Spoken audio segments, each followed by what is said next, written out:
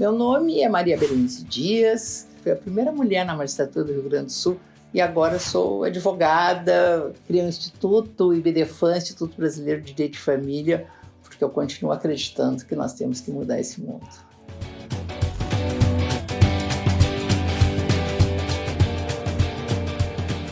Eu não vi assim, uma grande mudança de uma maior sensibilização da justiça para um olhar diferenciado para as questões de gênero.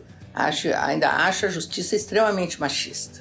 E estou escrevendo agora um artigo que fala exatamente a respeito disso, sabe? De como a justiça ainda é perversa, como ela é punitiva com relação às mulheres, sabe? Onde é que das mulheres é exigido um comportamento, né, muito mais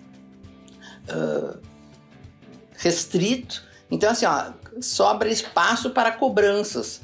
E essa cobrança sempre foi deferida ao homem, esse direito, esse dever de obediência, dessa aparente superioridade masculina, que é só em termos de força, de que convencer as mulheres que elas são sexo frágil, até não sei de onde é que surgiu isso, sabe? Então, assim, mas isso é reproduzido dentro da própria justiça. E depois, assim, veio a igualdade na Constituição Federal, veio o afluxo dos direitos humanos, enfim, mas a justiça parece que com isso está cada vez mais perversa com relação às mulheres. Por exemplo, direito a alimentos as mulheres têm, né? Se no fim do relacionamento elas não tiverem como manter a própria subsistência. Porque muitas, a gente sabe que essa não pode ser a realidade de muitos, mas a maioria das mulheres ainda é. Aí elas ficam com seus afazeres domésticos, que é uma coisa horrível, sabe? Mas sem nenhuma chance de ingressar no mercado de trabalho.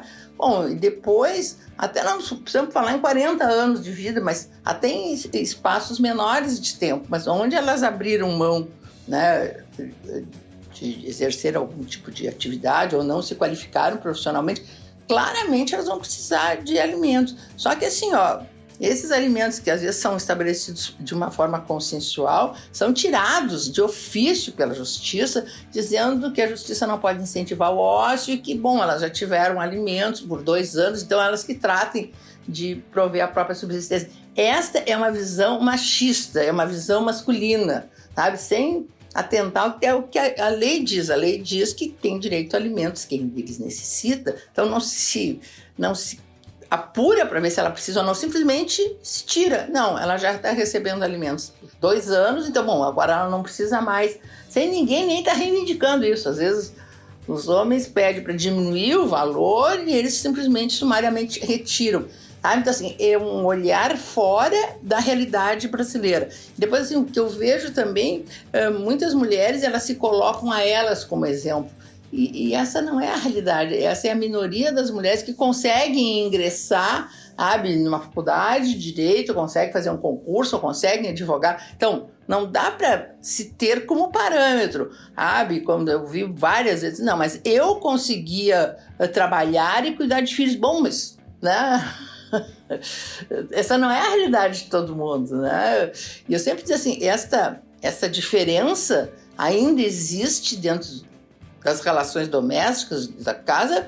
Bom, basta ver o número da violência doméstica, o número de feminicídios. Então, prova de que essa igualdade que está na Constituição, ela não existe. Então, a justiça não pode aplicar, sabe? Mas a justiça está um pouco invisibilizada com relação a isso. E eu achava que a presença feminina, né, ainda que ela não ocupe os cargos de poder, sabe, com mais desenvoltura, nunca conseguimos ter mais do que 2 ministras no Supremo Tribunal Federal, e no STJ também não tem um número significativo, nos tribunais também não, na administração dos tribunais também, mais para o norte e no nordeste já tiveram presidentes dos tribunais, mas na maioria dos estados do Brasil nunca teve nenhuma mulher presidente no tribunal. Então, assim, à medida que sobe, sabe, as instâncias de poder, é mais rarefeita a presença da mulher, sabe, do que eventualmente na base, nas universidades. As mulheres ocupam a maioria das vagas nas universidades, mas, sabe, isso não corresponde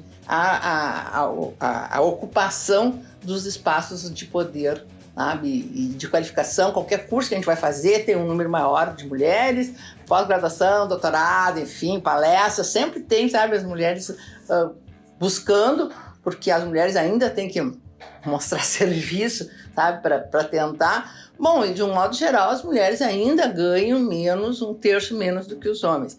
Claro que não nessas carreiras públicas, né, mas há muitas carreiras do direito que são da iniciativa privada e essa diferença ainda existe.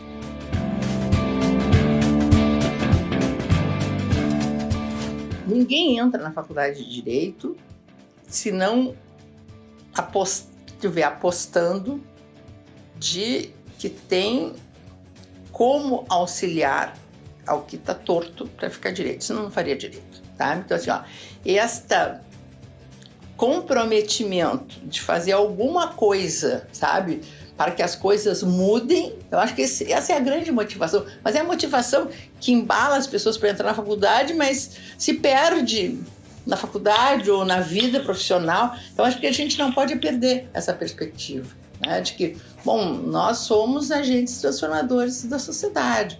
Acho que essa é uma responsabilidade de cada um de nós. Não vejo como nós nos furtarmos a isso. Acho que fica uma vida muito pobre se a gente vai assim trabalhar para prover a própria subsistência ou para cuidar da casa, sabe? Ou para subsidiar os filhos, enfim, sabe? Não é essa a nossa essência, não é essa a essência das mulheres. Então, assim, acho que a gente tem que entrar e fazer acompanhar a vida inteira aquele sonho que a gente tem que se lembrar sempre, o que nos trouxe para dentro do mundo jurídico. Então, se nós entramos com um propósito, nós temos que carregar esse propósito para sempre.